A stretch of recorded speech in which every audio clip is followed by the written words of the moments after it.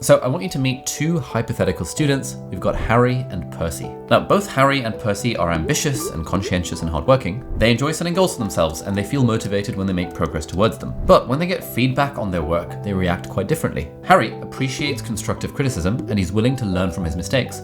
But Percy only sees this feedback as a failure. Percy holds himself to excessively high standards. He's ashamed of his mistakes, and he worries a lot about what others around him will think. Now, the key difference between these two students is that Harry is a healthy striver, and Percy, on the other hand, is a perfectionist. So if you're anything like me, you can probably relate to this feeling of perfectionism and feeling this need to be perfect in the things that we do. And I recently had a really interesting conversation about perfectionism with Professor Thomas Curran, who is a world-leading expert on perfectionism at the London School of Economics. Perfectionism is not kind of a black or white. It's not I am a perfectionist or you aren't a perfectionist.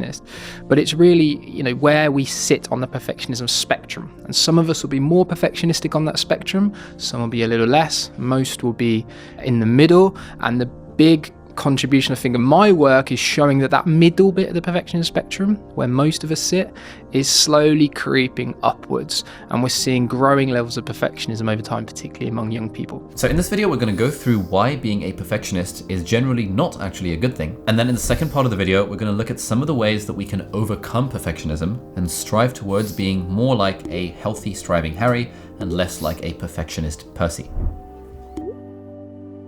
Now, on the surface, it's easy to assume that perfectionism leads to increased productivity and more success compared to those people who don't see themselves as perfectionists, but this is not true at all. Serena Williams, Victoria Pendleton, Steve Jobs, Demi Lovato, all these people who self-confessed perfection made it to the top of their professions, clearly really talented and high achieving, and therefore it must be the perfectionism that propelled them there.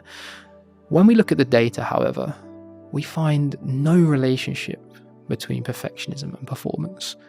And this is really curious because they work so hard, they put everything into their activities, and yet they don't seem to perform any better. Why is that? So to help explain this, let's look at this study of student athletes which involved cycling trials. The students were split up into two groups. Now, within this group of students, some of them had high levels of perfectionism directed towards themselves, and the rest didn't, based on a survey that they did at the start. And all of these students were told to cycle for 6 minutes and to try to beat their personal best time. But the researchers in this study were very sneaky, and so by manipulating the information that was shown to the students on the screen, the test was set up in a way that ensured that everyone would fail to meet their personal targets. Now, the students were then asked to try the trial for a second time. And the really interesting thing was that the students who had high levels of perfectionism did not try as hard on the second round. Or in other words, after their first failure, their effort actually decreased. Whereas for the group that had the non-perfectionists in it, their effort stayed the same. So this can be explained by the fact that perfectionists find it really hard when things start to go wrong, which then translates into behaviors that avoid further failure,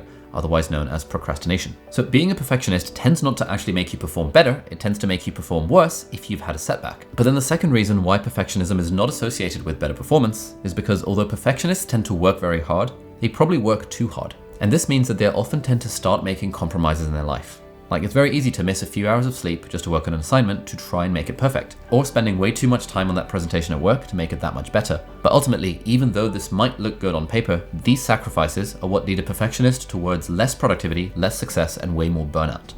Okay, so now let's talk about the perfectionism trap. Now, in my conversation with Thomas, he really emphasized where perfectionism stems from and how it traps us in a negative spiral of decline and self-defeat. It comes from a place of deficit. It's the sense that I must move through the world proving to other people that I'm good enough. So in order to do that, I must excel. I must be perfect. I must have high standards. Okay? But what we're doing is we're setting ourselves up for failure because those excessive standards are too high.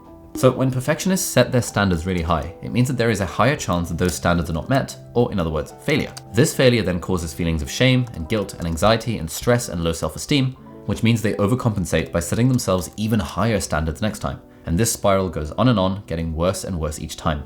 And this can actually be really hard for perfectionists to escape from, and it ultimately stems from this deficit thinking or feeling like you are not enough. If, on the other hand, you are a healthy striver and you're trying to set a new squat personal best in the gym, for example, then you'll enjoy the process of trying to get there. And you'll enjoy the process even on the days where you feel like you're a lot weaker than in your last gym session. Whereas, as a perfectionist, you'll probably set a new personal best goal that is well beyond your means, and you'll feel like a failure every time you can't lift that weight, or when you see someone else squatting a much heavier weight than you. Now, one fun way to beat perfectionism is by trying to learn new things, which is where the sponsor of this video comes in, and that is Brilliant. Brilliant is the absolute best way to learn maths, data science, and computer science in a super fun and interactive way. I've been using Brilliant for the last 5 years now, and they've been supporting the channel during that time as well. Brilliant has thousands of lessons from basic to advanced topics, and new lessons added every single month. And recently, they've added a new course all about how large language models work, so you can understand the behind the scenes of things like ChatGPT. Now, for me, my personal favorite courses on Brilliant are the computer science ones.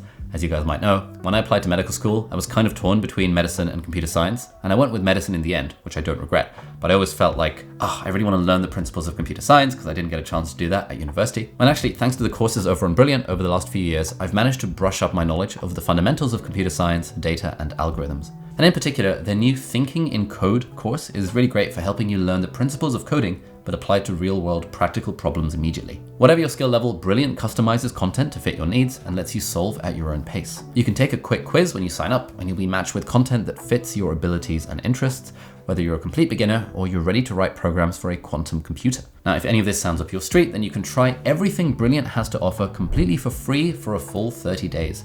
Head over to brilliant.org/Ali Abdaal or click on the link in the video description. And if you're one of the first 200 people to hit that link, then you'll also get 20% off the annual premium subscription. So thank you so much to Brilliant for sponsoring this video and for being a longtime supporter of this YouTube channel. And then our third reason why perfectionism ruins your life is imposter syndrome. Imposter phenomenon is quite strong among perfectionists, particularly perfectionists that have come from, I've come from a working class background into a middle class world, and you often doubt yourself. You wonder if you deserve to be there. You wonder if your work's of a certain standard. You look around and see people who are doing so much better than you, or how you think are doing so much better than you, and you think inside, I have to prove every day that I'm good enough, that I deserve to be here, and that I'm trying to disguise this kind of flawed and inadequate person that I think I am inside. So imposter syndrome correlates with what we call socially prescribed perfectionism, more so than self-oriented perfectionism. So when I say I'm not good enough or I need to be better, this is self-oriented perfectionism. Whereas socially prescribed perfectionism originates in a social environment that is highly expectant. So I would say everyone around me wants me to get this new job, or I cannot fail this exam and let my family down. There are other people's expectations on me. And this socially prescribed perfectionism can come from those around you, like work colleagues and teachers and parents and basically everyone you interact with. But it's also important to be aware that we do live, unfortunately, in a highly competitive society. It's a society that's designed to make us feel deficient in some way, and therefore cultivates this feeling of perfectionism. So it can be really hard to escape these feelings of needing to be perfect for those around you. And as with all of these things, a classic culprit is social media. Now, research shows that when perfectionists compare themselves to others who seem better than them on social media, they feel less satisfied and confident in their own life. And this is what researchers call upward social comparison, which leads to higher levels of dissatisfaction and lower levels of confidence. But thankfully, this story does have a more positive side, because there are many ways that we can try and overcome perfectionism, which is what we're going to talk about in the second half of this video. Tip number 1, set reasonable standards and start somewhere. And so Thomas talks about setting reasonable standards here in the context of writing an essay.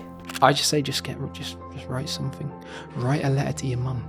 Like, just get words on a computer screen and start the process. It doesn't even have to be related to the task at hand, because if you can start writing, it's a nice note to your mum, but also it gets you in that kind of frame of mind where you're putting words on paper and then begin, and then, like you say, it doesn't have to be, you don't even have to consult the literature, just put down your thoughts on this particular topic, right?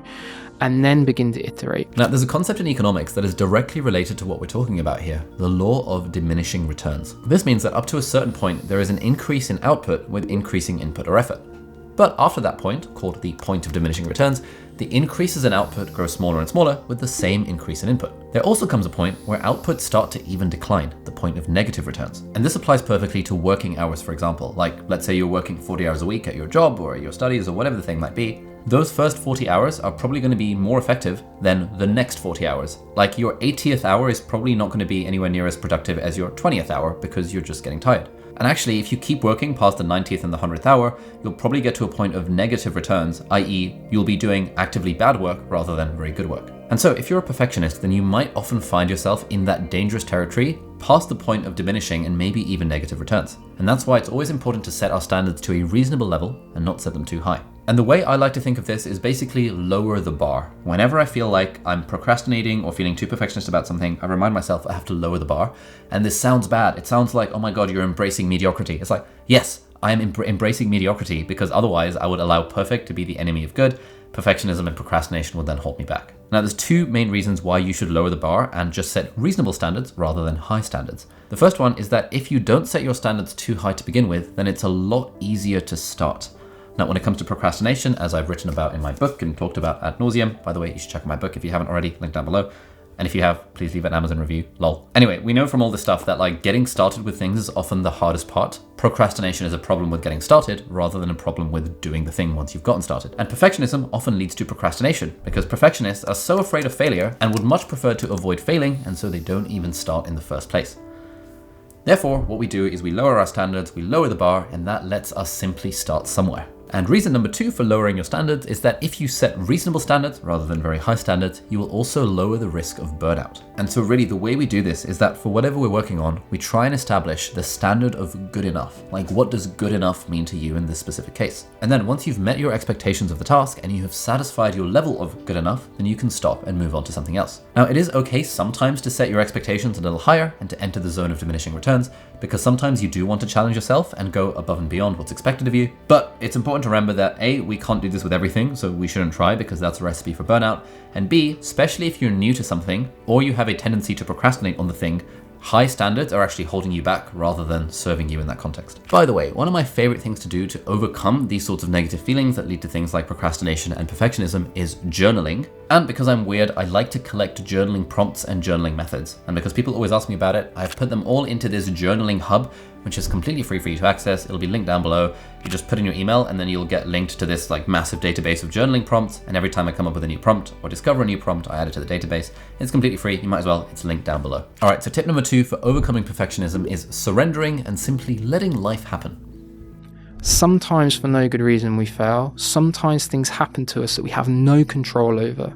And accepting that fact is really the first big step in breaking through perfectionism. So letting life happen is all about being okay with failure and not trying to avoid it. It's also about being okay with not always making progress towards a goal, but instead being happy and content with no progress or even regression, which does happen sometimes. Now, this idea is similar to the concept of wabi-sabi, which is a Japanese philosophy with origins in Buddhism. Wabi-sabi is all about accepting the beauty in imperfection and surrendering to the constant ebbs and flows of life. And the philosophy encourages us to seek out a simple life, appreciate nature around us, accept the challenges we're faced with, and try as best as we can to live in the moment. Now, if you think about it, there are many connections today between psychology and the teachings of Buddhism. And we can trace a lot of this back to the work of Karen Horney, who was a psychoanalyst in the first half of the 1900s, and she sought out the study of Buddhist principles in her late life. Interestingly, she also coined the phrase, the tyranny of the shoulds. So when we say things like, I should go to the gym today, or I should make more progress on that work task, or I should spend a little bit longer on that thing, we automatically create a divide with our imperfect, real self on one hand, and then this idealized perfect self on the other. And the thing that bridges that gap is this idea of should. Oh, I should be more like this other person. And so as a very useful, tangible action point, whenever you find yourself using the word should, try and change that word in your own mind. For me personally, I always try and replace the word should with the word want to, or feel like, or could choose to. So instead of I should go to the gym today, I could choose to go to the gym today, or I really want to go to the gym today. And there is something nice about replacing that should that removes that sense of coercion and removes this like contrast between our current self and our perfect self. Tip number 3 to overcome perfectionism is to try and reframe failure as success. Always remember that whatever you do, failure is not humiliating, it's humanizing, it's normal and natural to fail. In fact, we will fail way more than we will succeed.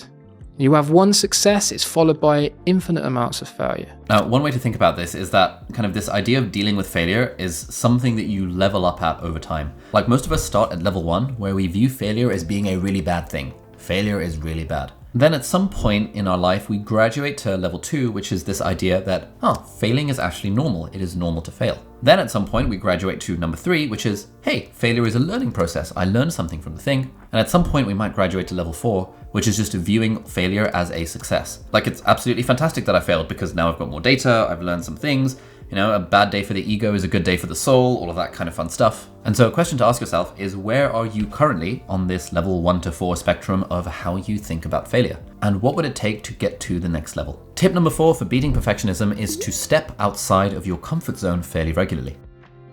Those are really important things to take away, because those things that you can learn, that help you develop, that help you become more confident, and importantly, help you break through your perfectionism, is by taking those small steps out of your comfort zone. Now, if we think back to Harry and Percy, Percy the perfectionist displayed an aversion to failure and criticism. But if we really want to overcome perfectionism, then we should definitely challenge these thoughts by putting ourselves in situations where there is a high risk of failure.